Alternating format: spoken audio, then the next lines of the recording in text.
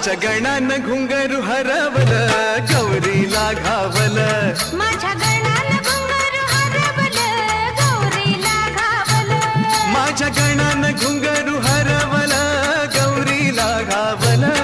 एका वर्षानं आपलं दर्शन गणानं गौरीला दावल हा एका